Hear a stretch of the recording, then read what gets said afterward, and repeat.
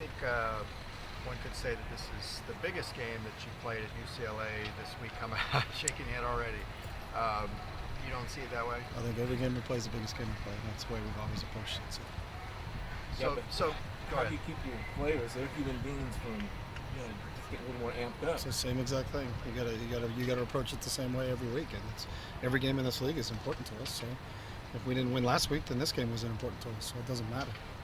But as you win, doesn't it That's build not our approach. towards Our something? approach is every game we play is the most important game we play each week. So How does keeping your players on an even keel? What does that do for them? I think it's what happens in a game. I mean, if you're gonna be not on an even keel and just go on how the game goes, then you're gonna go like that all the time. So you have to be able to stay consistent. And if you go by your theory of momentum, then we would have never come back in the Washington State game because we didn't have any momentum.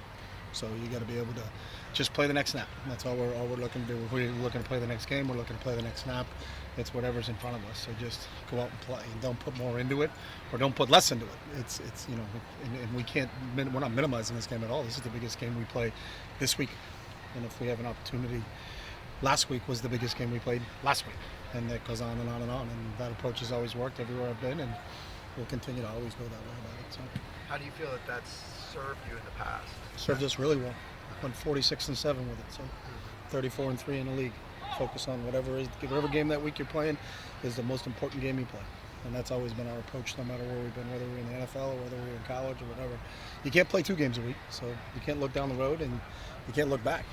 So all you can do, and it goes back to boiling down to, let's just have a really good Monday. So we're gonna be able to compete on Saturday based upon our preparation during this week, and so if we're all worried about Saturday and don't take care of things on Monday, Tuesday, Wednesday, Thursday, Friday, then by the time Saturday rolls around, we're not going to be ready to play. So, You talk about preparation. Have you sensed that your guys have kind of grasped the importance of that?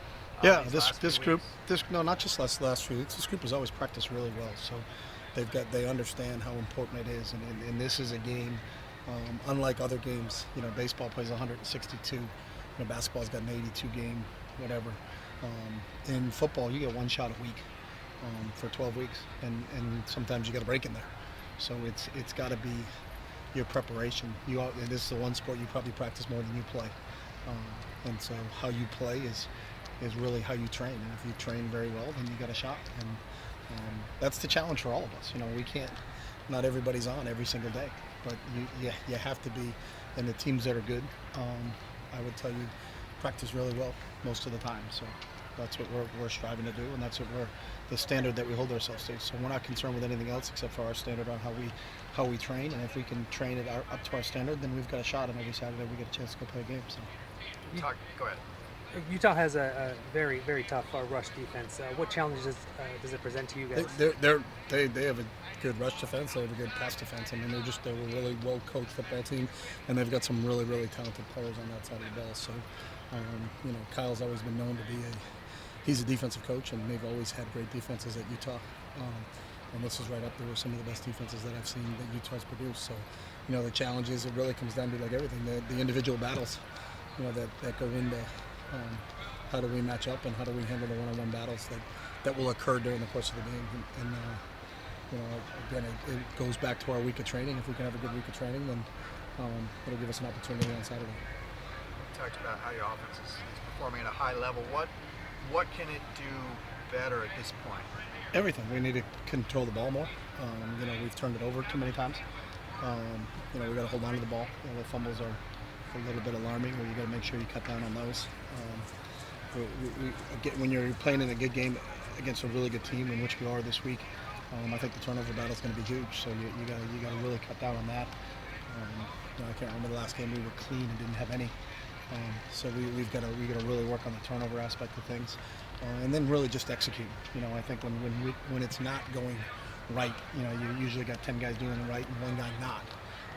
But that ends up hurting you in terms of being successful in that play. So, everybody being on the same page, making sure we communicate, we're all working in the same direction, and executing. Can you talk about your offensive line and its improvement, and also the 2 young guys? Yeah, I think all of those guys over the course of the season, when they've gotten more at bats, they've learned from those experiences and they've grown from those experiences. So, we've been knock on wood, consistent with the groups we've had since really the Washington State game, with when Duke moved into Gord. So when Duke and Sean next to each other, and then Christophany and Jake next to each other and Boss in the middle. I think we've got some continuity there. We've had continuity at the tight end position. We've had continuity at the running back position. So, I think as a group, they're just playing together as a group because the more reps they get together as a group, the better they gel. So, Andrew Strauch's handling kickoffs for them. How did he go from playing for you last year to being immediately eligible there? Did you just I don't. give him your I don't. release We or don't give whatever? anything. I think he's a grad transfer. I'm Oh, not sure okay. how that works. So, he knew he wasn't. JJ was our kickoff guy and field goal and extra point guy. So, Andrew was just looking for an opportunity to play some more. What's the status on Elijah Wade?